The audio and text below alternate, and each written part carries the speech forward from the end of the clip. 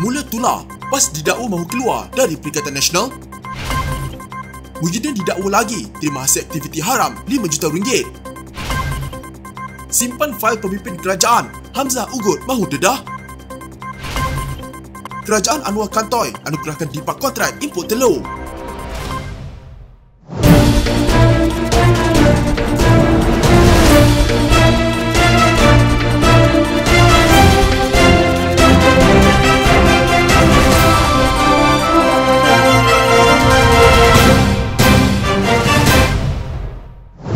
Timbalan Presiden PAS Tuan Ibrahim Tuan Man menolak kabar angin yang tersebar di kalangan orang-orang politik bahawa parti itu merancang untuk keluar daripada Perikatan Nasional. Ketika ditemui di Parlimen, pemimpin PAS itu menafikan pernah mendengar perkara sedemikian. Tak ada, tidak pernah timbul pun, kata ahli Parlimen Kubang Krian itu. Tidak jelas bagaimana kabar angin itu bermula. Bagaimanapun, desas-desus itu bertiup kencang selepas pemimpin PAS tidak hadir dalam AGM Bersatu pada hujung minggu lalu. Ditanya mengenai perkara ini, Tuan Ibrahim berkata, ia cuma soal pertembungan jadual sahaja. Kami pun dah maklum ada jemputan, tapi kebetulan PAS kawasan sekarang tengah mesyuarat agung. Kebanyakan pemimpin PAS dah maklum kepada pimpinan tertinggi Bersatu bahawa kebetulan mesyuarat hari sama. Sebahagian daripada kami merasmikan mesyuarat agung kawasan-kawasan. Saya sendiri semalam ke 5 kawasan, jelas Tuan Ibrahim. Perasmian mesyuarat agung tahunan keempat Sayap Pemuda Bersatu pada Sabtu menyaksikan kehadiran beberapa pemimpin pemuda PAS serta pimpinan pemuda gerakan yang menjadi tuan rumah AGM di ibu pejabat parti mereka, Menara PJRM di Kuala Lumpur. Bagaimanapun tiada tokoh terkemuka PAS yang dilihat semasa Perhimpunan Badan Induk Bersatu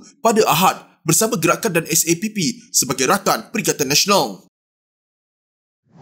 Bekas Perdana Menteri Muhyiddin Yassin didakwa atas pertuduhan pengubahan wang haram melibatkan RM5 juta berkaitan dengan program Jana Wibawa. Presiden Bersatu dan pengerusi Perikatan Nasional itu yang memakai sut serba hitam didakwa semasa prosiding di hadapan Hakim Mahkamah Session Shah Alam, Rozilah Saleh. Pertuduhan pengubahan wang haram yang dibentangkan di bawah Seksyen 4-1-B mengikut Akta Pencegahan Pengubahan Wang Haram, Pencegahan Pembiayaan Keganasan dan Hasil daripada Aktiviti Haram Amlat FPUAA 2001 dibaca bersama Seksyen 87-1 Akta yang sama. Pemimpin berusia 76 tahun itu didakwa menerima RM5 juta hasil daripada Bukhari Equity Senda Berhad yang disalurkan ke dalam akaun Bersatu pada 7 Januari 2022. Kesalahan itu didakwa dilakukan di M-Bank, cawangan M-Court Mall, Jalan Persiaran Barat, Petaling Jaya pada 7 Januari tahun lalu. Bagaimanapun Muhyiddin atau nama sebenarnya, Mahyadin Mat Yassin, 76, mengaku tidak bersalah sejurus pertuduhan dibacakan. Mengaku tidak bersalah dan mohon dibicarakan, kata Muhyiddin. Ahli Parlimen Paguh itu boleh dipenjara sehingga 15 tahun dan denda tidak kurang daripada 5 kali ganda jumlah atau nilai hasil daripada aktiviti haram berkenaan dilakukan atau RM5 juta yang mana yang lebih tinggi jika disabitkan kesalahan. Terdahulu, Timbalan Pendakwa Raya SPRM Ahmad Akram Karib memohon mahkamah supaya mengguna pakai ikat jamin RM2 juta dengan 2 penjamin beserta syarat tambahan yang ditetapkan ke atas Muhyiddin di Mahkamah Session Kuala Lumpur minggu lepas. Saya juga memohon kes ini dipindahkan ke Mahkamah Session Kuala Lumpur memandangkan ia berkait dengan pembicaraan di sana serta tarikh sebutan di Mahkamah Session tersebut sudah ditetapkan pada 26 Mei ini, katanya. Rozilah kemudian membenarkan permohonan pendakwaan untuk mengguna pakai jaminan serta syarat tambahan yang ditetapkan oleh Mahkamah Session Kuala Lumpur iaitu tertuduh menyerahkan pasportnya kepada mahkamah serta membenarkan kes itu dipindahkan ke mahkamah sama. Selain Ahmad Akram, pendakwaan juga dikendalikan Timbalan Pendakwa Raya Muhammad Fadli Muhammad Zamri, Zender Lim Wai Kiong, Kalevani Anodorai dan Bahziah Muhaidi. Muhyiddin pula diwakili 9 peguam iaitu K. Kumarendran, Chetan Jetwani, Dev Kumarendran, Amiratul Al-Amirat Saleh Muhammad Garba, Muhammad Isa Muhammad Basir, Syahir Abi Razak, Teh Sikun, Varsha Chalvi dan Raja Syuhada Raja Kamaruddin. Sementara itu, wartawan Malaysia Kini, Fion Yap, melaporkan selepas keluar dari bilik mahkamah, Muhyiddin mengadakan sidang media yang ringkas. Saya telah dibacakan tuduhan yang ke-7 dan saya telah menyatakan saya tidak bersalah dan mohon supaya kes ini dibicarakan. Mahkamah juga bersetuju pindahkan kes ini ke Mahkamah Kuala Lumpur. Akan ditetapkan masa untuk pembicaraan, katanya sebelum bergegas meninggalkan kompleks mahkamah itu tanpa mahu menjawab sebarang soalan. Presiden Bersatu itu tiba di kompleks Mahkamah Sultan Salahuddin Abdul Aziz Shah di Shah Alam pada kira-kira pukul 8.20 pagi dengan ditemani isterinya Noraini Abdul Rahman serta beberapa pimpinan parti. Antaranya adalah Ahmad Faizal Azumu, Rona Kiandi dan Muhammad Razi Majidin. Pada 10 Mac lalu, Muhyiddin 75 dihadapkan di Mahkamah Session Kuala Lumpur atas 6 pertuduhan berkaitan wang dalam akaun Bersatu. Dia mengaku tidak bersalah atas 4 pertuduhan. Sebagai Perdana Menteri dan Presiden Bersatu telah menggunakan kedudukannya untuk menerima suapan berjumlah RM230 RM22.5 juta dalam 2 pertuduhan sebagai Presiden Bersatu telah menerima wang hasil daripada aktiviti haram berjumlah RM195 juta. Hakim Azura Alwi kemudian membebaskan Muhyiddin dengan jaminan sebanyak RM2 juta bersama 2 orang penjamin serta diperintah menyerahkan pasport antarabangsanya. Ketua Pembangkang Hamzah Zainuddin membayangkan dia ada fail berkaitan pemimpin parti dalam kerajaan memandangkan dia pernah menjadi Menteri Dalam Negeri. Hamzah mendedahkan perkara itu ketika mengulas berkenaan apa yang didakwa sebagai pendakwaan politik terhadap pembangkang. Jangan cari salah saja. Saya boleh cari salah mereka. Saya pernah jadi Menteri Dalam Negeri. Saya rasa saya ada banyak fail berkenaan mereka juga. Terpulang sama ada saya nak gunakannya atau tidak. Katanya dalam wawancara bersama The Star. Katanya jika gangguan terhadap pembangkang bertujuan untuk melenturkan semangat mereka, ia tidak akan berjaya.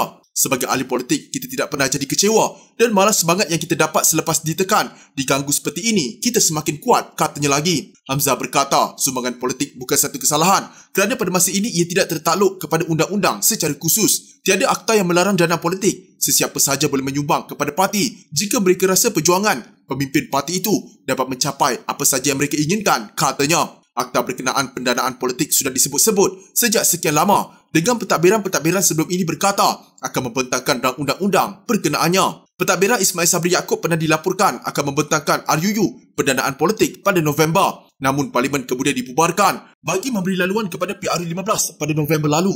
Sebelum itu, Pentadbiran Pakatan Harapan telah menyerahkan cadangan rangka kerja perundangan untuk RUU tersebut kepada Parlimen pada November 2019 untuk diteliti sebuah jawatan kuasa pilihan khas Parlimen. Namun, Pentadbiran Pakatan Harapan tumbang pada Februari 2020 susulan langkah syaratan. Dalam perkembangan terbaru, kerajaan semasa berkata RUU itu akan dirujuk kepada jawatan kuasa pilihan khas Parlimen untuk pertimbangan lanjut. Sementara itu, Hamzah berkata dia berharap kerajaan akan mengambil berat peranan pembangkang dan mengadakan libat urus dengan mereka. Kami berjuang untuk rakyat. Kami percaya apa sahaja yang kami bawa ke Parlimen perlu dipertimbangkan secara saksama oleh kerajaan. Jika kami rasa kerajaan tidak mendengar kami, maka kami tiada pilihan kecuali untuk berbuat sesuatu. Kami ada banyak pilihan. Saya tak dapat beritahu anda sekarang, tapi kami akan lakukan sesuatu. Sebagai manusia, saya ada hak saya. Ketika saya tiada sebarang pilihan lain, saya akan lakukan salah satu pilihan tersebut, katanya lagi.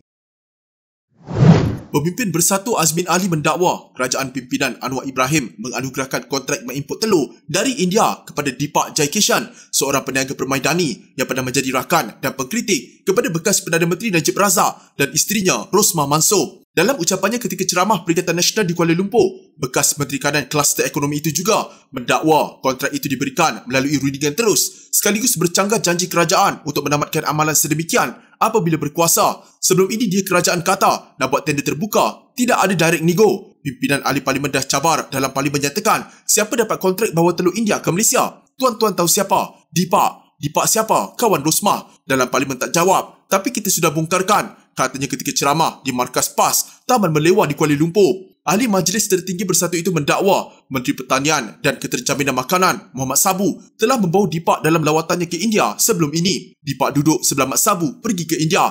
Saya nak tanya, apa peranan Deepak? Mana tender terbuka? Kenapa Deepak je boleh bawa telur? Orang lain tak boleh bawa telur? Soalnya, dia juga mendakwa telur kategori D yang lebih mahal itu diberi pengecualian oleh kerajaan daripada menjalani saringan keselamatan makanan. Saya dapat maklumat daripada kementerian, Deepak difahamkan mendapat bekalan kontrak telur ini pada harga 32 sen tapi kategori D. Kita tanya apakah ada saringan keselamatan di Jabatan Veterina. Kita tahu setiap produk makanan nak masuk ke negara mesti ada 5 saringan, tapi saringan-saringan ini difahamkan dikecualikan. Siapa yang nak semak tentang keselamatan telur di India? Siapa nak semak kualiti telur dari India? Soalnya, pada 28 Februari lepas, Muhammad Sabu dilapor berkata hanya sebuah syarikat diberi kebenaran mengimport telur dari India. Langkah itu diambil bagi menangani isu kekurangan bekalan telur di pasaran tempatan. Pada 8 Mac lalu, Muhammad ketika menjawab soalan Razi Jidin, Perikatan Nasional Putrajaya, mengakui syarikat pengimport telur dari India itu tidak dilantik melalui tender terbuka. Tidak, dia kena bagi kursus satu kerana kita buat ini dalam keadaan nak menampung bekalan telur sementara.